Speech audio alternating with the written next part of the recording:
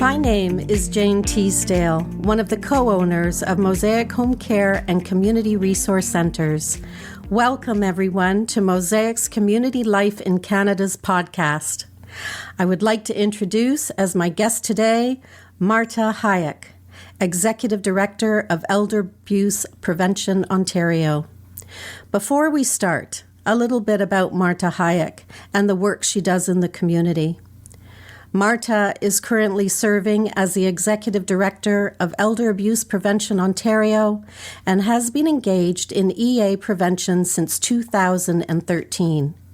At that time, as a Director of Operations, Marta helped coordinate the rollout of Information Ontario 211 services, which is now a national initiative. She was also appointed to the OSC Seniors Experts Advisory Committee, SEAC, in 2016 and serves on the board of CNPEA. Whether championing protections for financial security of older adults or advocating for the development and implementation of national EA strategy, Marta is committed to ensuring all play a role in supporting seniors to be safe and feel respected. Marta does make time for herself, and she is an avid supporter of the arts and engages her own classical music training to support international youth. For some downtime, she enjoys nurturing her garden oasis and enjoys exploring and biking in the wilderness trails in Algonquin Park in Ontario. This is a beautiful place in Ontario for hiking and biking and walking. So you must really love doing that, Marta. So welcome, Marta, and thank you for taking the time out of your schedule today, especially in the month with all the World Elder Abuse Awareness Conferences going on today. So thank you. You're very welcome. It's such a pleasure to have you. And Marta, can you explain to the listeners the work that you and your team at Elder Abuse Prevention Ontario are doing to implement a strategy to combat elder abuse? Certainly, Jane, and thank you very much for inviting me to speak to your audience today. Elder Abuse Prevention Ontario has been around since 2002. The mandate for the organization has been from the onset to help the province implement the strategy to combat elder abuse. The three priorities that we focus our work on are community coordination and response, raising public awareness, and providing educational forums and workshops to frontline service providers, or in fact, anybody that interacts with a senior during the course of their daily practice or life. Okay, thank you.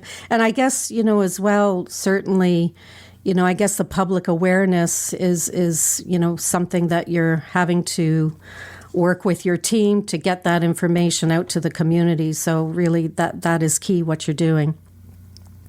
Just through some of the research that I've done, looking at different things, elder abuse is a very complex and very difficult to solve, as we know.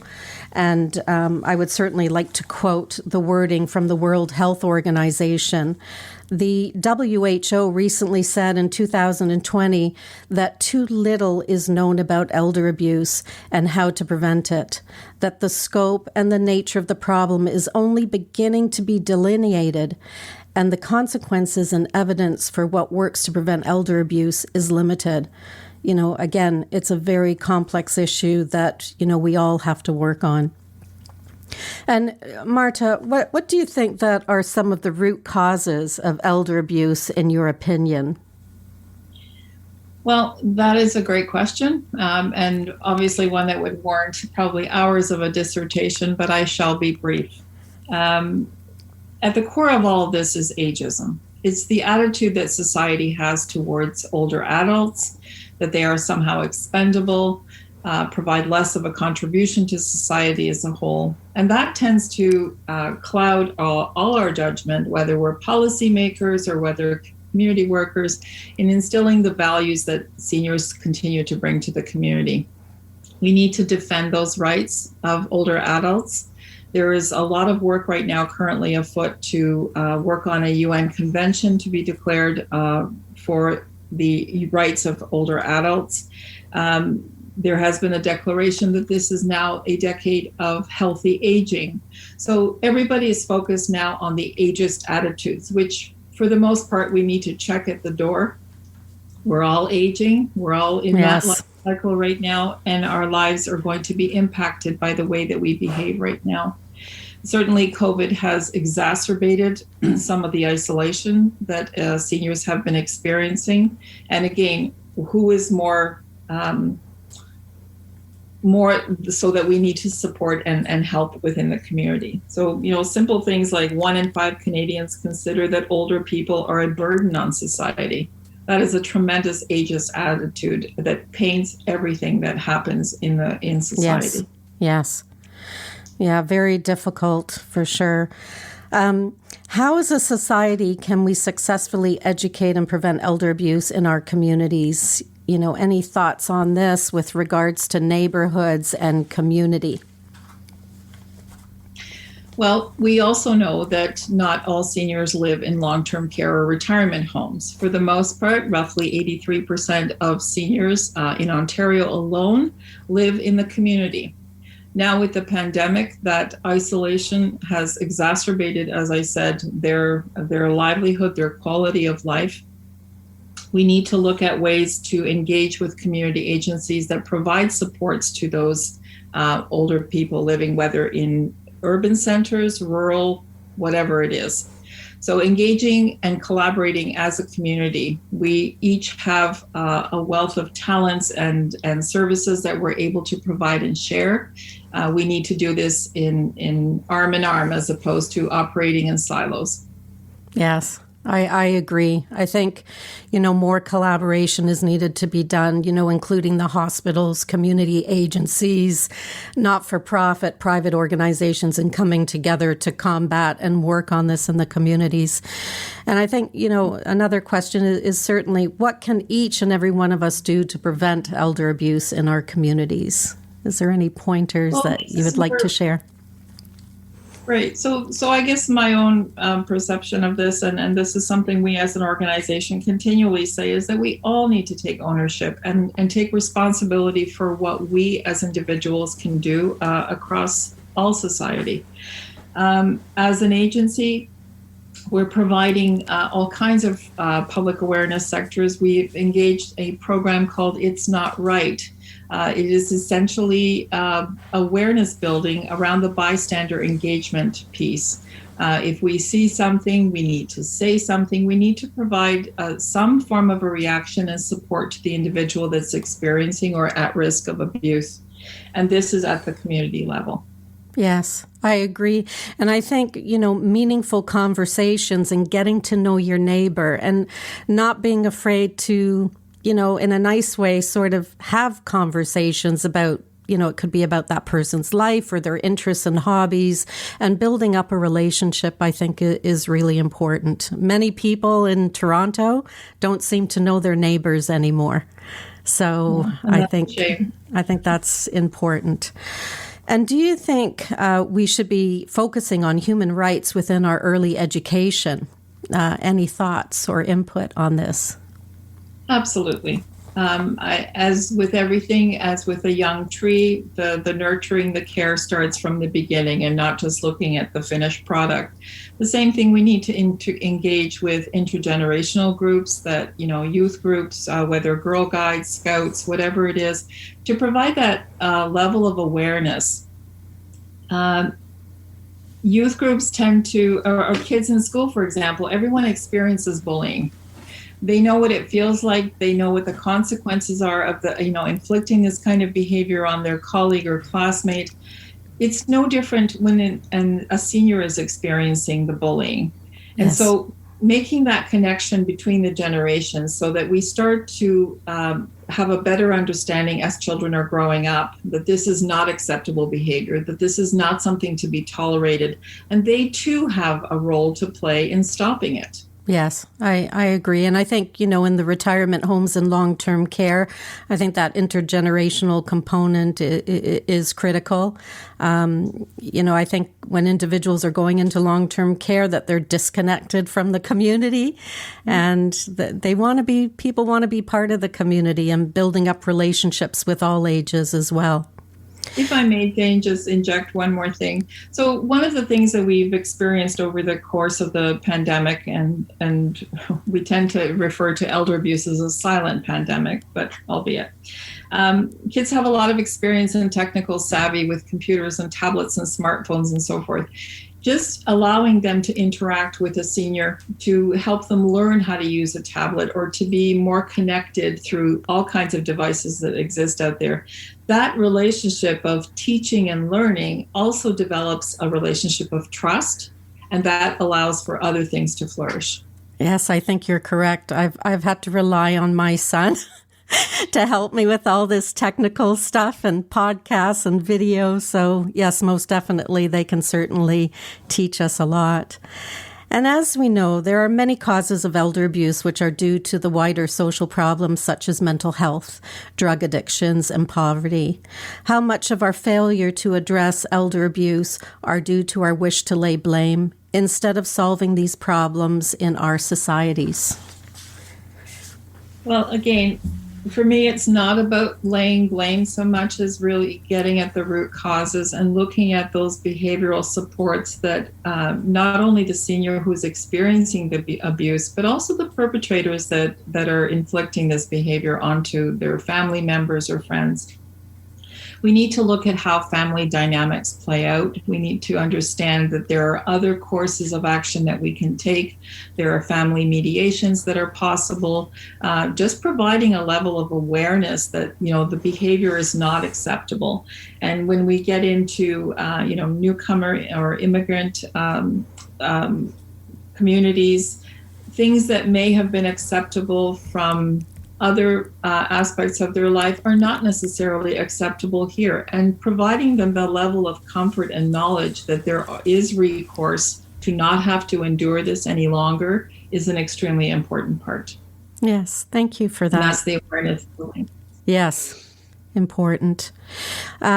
And one last question before we sort of wrap it up.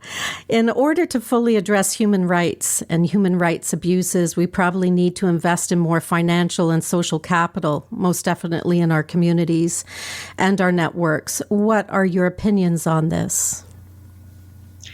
I think all governments, all levels of government, whether federal, provincial, territorial, or municipal, everyone has a part to play in this. And if we can work more collaboratively across those levels of government, then we can draw on things that we already know work. So much has already been done with so little. If we were to properly invest across, again, all levels of government, taking a piece of that pie and create an infrastructure that is sustainable and for the long term, we rely a great deal on the goodwill and the undying diligence of organizations like our elder abuse networks. And Jane, you are chair of one of our more active networks. You know what it means. People sit around that table, they invest their time, their expertise, and their knowledge to start creating solutions and helping build those resources within individual communities. Without that goodwill, this will fall apart. Not one agency can do anything. So if we work together, there is no end of this. But obviously, we need to look at funding that supports that infrastructure so that there is consistency and that there is also that legacy of transfer of information that, things don't fall away because somebody suddenly retires or can no longer devote those hours of volunteer in a volunteer capacity. Yes, I agree. And I think, using community assets as well. We have all these wonderful parks in the city. I think Elder Abuse Prevention Ontario, along with many of the community networks and co-chairs, can really make a change within Toronto, but it all takes work and dedication and time. And but I must say that through all the networks and the co-chairs and people from around Ontario, they are doing amazing work.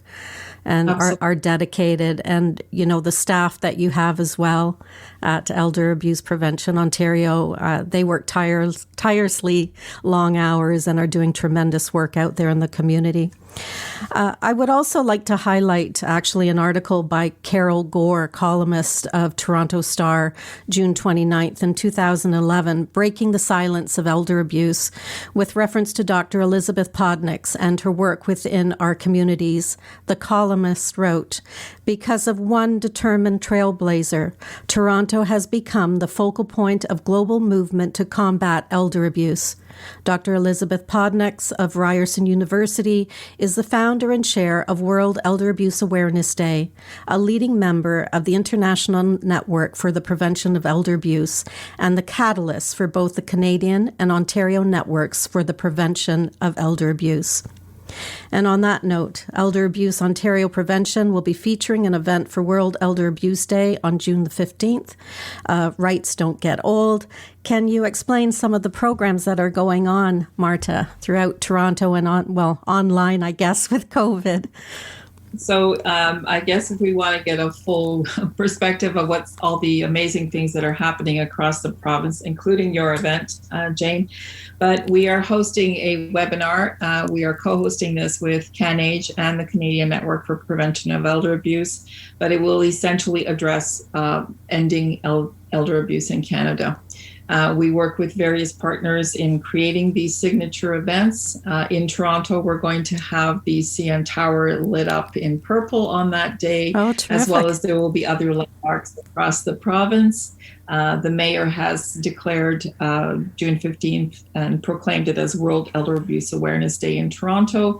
And we have shared that information and those templates for letters with many of our community partners so that they, in fact, can replicate this across their own communities and cities. Lots going on, but I think the easiest thing to do is direct listeners to weaad.ca, so weaad.ca, and get all the information around what's happening that day. Yes. I would just, on that note, I'd just like to highlight the North York Elder Abuse Network and Natalie Zalaboski from Circle of Care and myself and all the members of that network. We are also putting on an event on June the 15th. It's almost filled. Well, it is full now. But we're having Sheldon Parker, who is a retired lawyer, and Theatre in the Web doing vignettes, and also Act 2 Studios from Ryerson that are working with Theatre in the Web. So it's going to be quite the production, I would say. Marta, can you explain a little bit about the Senior Safety Line and, where people would contact if they do have an issue within the community? So the Senior Safety Line is run by the Assaulted Women's Helpline. We provide training supports to the counselors. It is a 24/7, 365 anonymous service that provides supports to seniors in distress. Typically, when people call 211, for example, that is a triage format where they will get simple information of an agency to contact or a service. When there is a distress situation, seniors tend to want to disclose more. They want to tell their story, and that's where the Senior Safety Line comes in. There are counselors that are trained, and there are multiple languages offered for translation to be able to tell the story and to get the kind of help around safety planning or next steps to take them out of harm's way. Last year alone, the Senior Safety Line reported a 250% increase in elder abuse calls. That is a staggering statistic. That is so high. I know, again, there's different things. Financial abuse is on the rise. The dating and romance scam. Like there's so many things going on that we really have to work on. Your website through www.eapon.ca. What kind of information are you providing on your website? We provide all the webinars, for example, that we've had over the course of this past year, and there have been over 93. with a huge following. Those webinars are parked and archived for people to reference. Any number of topics that we cover, we tend to invite subject matter experts, whether legal, medical, whatever it is that the community is requesting more information on, and staging those webinars. We've got a following of upwards of 800 people per session, and international following as well. So there are printed materials that you can download. There's resources and just the basic things around what is elder abuse, what are the types of abuse, what are the warning signs, what are those signals, and what are the risks associated with each. We also have contact information for our staff there that are regional consultants that will be able to either provide support directly or to refer you to the right agency that might assist with. We do not do case management, but we do case consultations. Thank you for that. I think, certainly elder abuse is not just a problem within Canada. It is a world issue that is happening all around the world. And Marta, and finally, can you provide us with a takeaway message for our listeners on this podcast today? I think if I were to leave you with anything is to say that there is such amazing work being done by the volunteer sector, by so many of our community partners. We need to continue those relationships and only strengthen them. The funding would be bonus and icing on the cake, but we can only do what we can do. And this last year has been fiscally difficult for everyone. We will continue to work with everyone who will join us to stop the abuse and restore respect. And thank you to all the volunteers. Thank you. And it was such a pleasure speaking with you today, Marta. And thank you for all our listeners who have joined us in this podcast. Stay tuned for our next guest in August, Tara Keck, an American-British neuroscience and professor of neuroscience and Wellcome Trust Senior Research Fellow at the University College of London, England. We will be discussing what healthy aging looks like and issues with regard to loneliness, especially during COVID-19. And thank you again, Marta. It was a real pleasure. And thank you for joining us, and see you next time. Thank you.